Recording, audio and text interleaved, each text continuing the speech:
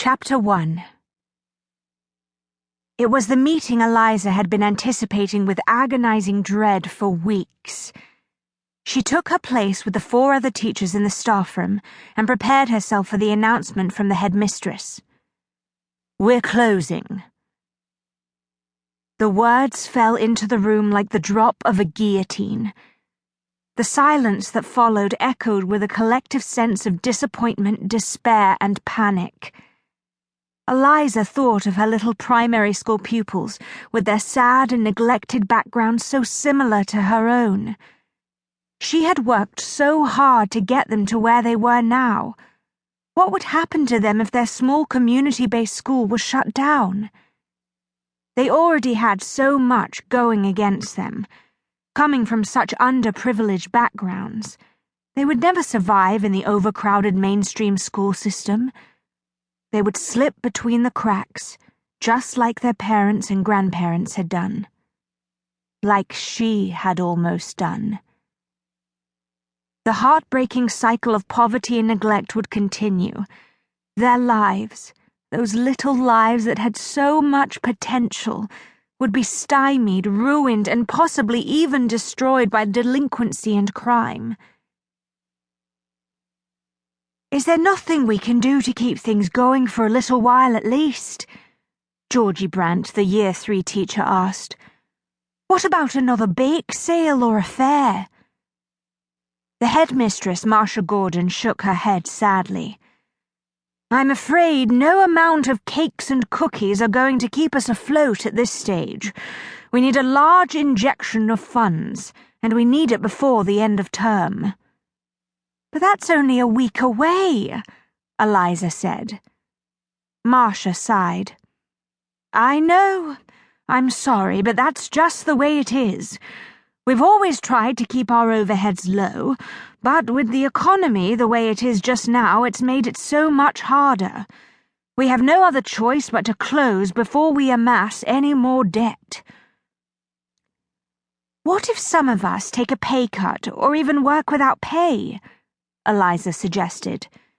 "I could go without pay for a month or 2. Any longer than that and things would get pretty dire. But she couldn't bear to stand back and do nothing. Surely there was something they could do. Surely there was someone they could appeal to for help.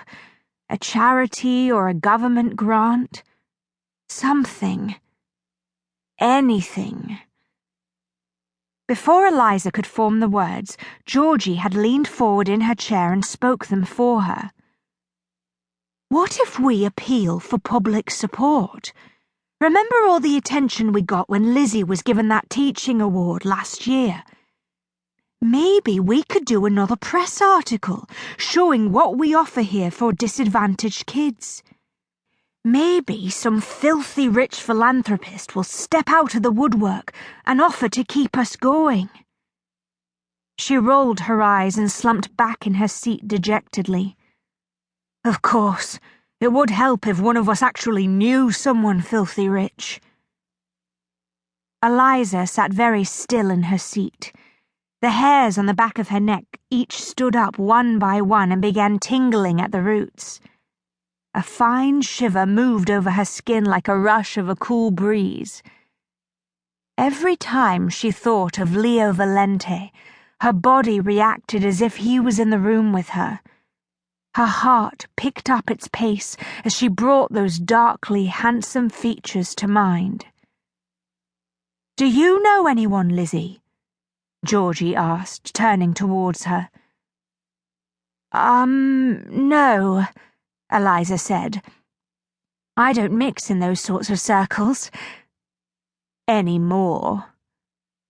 Marcia clicked her pen on and off a couple of times, her expression thoughtful. "I suppose it wouldn't hurt to try. I'll make a brief statement to the press. Even if we could stay open until Christmas, it would be something." She stood up and gathered her papers off the table. "I'm sending a letter to the parents in tomorrow's post." She sighed again.